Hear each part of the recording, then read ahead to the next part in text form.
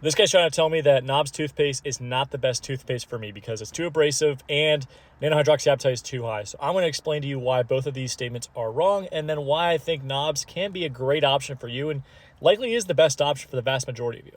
Starts out by saying all toothpaste tablets are extremely abrasive. So he kind of just lumps Knobs in there, uses a blanket statement when in reality, this is just not true. Knobs comes in at 80 on the RDA scale index, whatever you want to call it.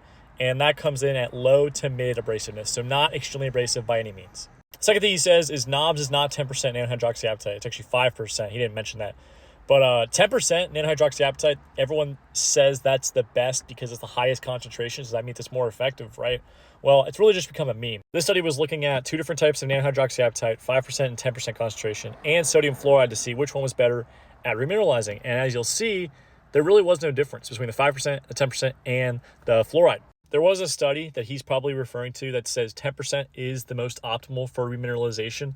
Issue was they did that in a solution. They didn't actually do that in a toothpaste or a tooth powder. Plus, they used bovine teeth. They didn't use human teeth. So based on that, there's no real world application on whether that is legit or not. Another thing with nanohydroxyapatite is when the concentration gets up to 10% or above, that's where you get into this issue called aggregation, where the particles, they start to clump up and they're harder for your teeth to absorb, less bioavailable than something like a 5%. So that's another reason why Knobs uses 5% instead of 10%. And the last thing is Knobs uses 5%, not just because it's equally effective as 10, but it's way cheaper when you're using the high quality stuff. Because if you use the 10% stuff, it's going to be double the price.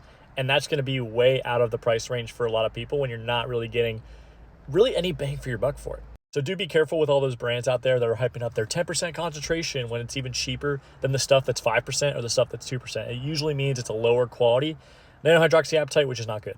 If you made it this far in the video, you understand that I'm not just trying to shill this product. I actually believe in what it is about and the people that created it because they have looked at this equation from every single angle and created the little best product that you can use for your teeth, accounting for all variables.